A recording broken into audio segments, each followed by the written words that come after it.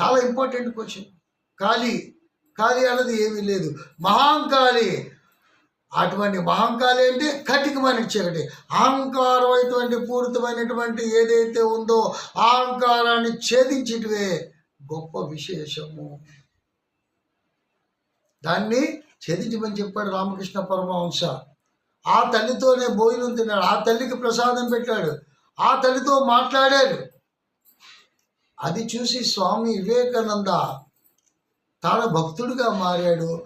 మన దేశానికి వెండి తీసుకొచ్చాడు. ఈరోజు హిందూ సాంప్రదాయ హిందువులు అన్నటువంటి చెప్పుకుంటున్నామంటే స్వామి వివేకానంద తాలూకా గొప్ప విశేషం.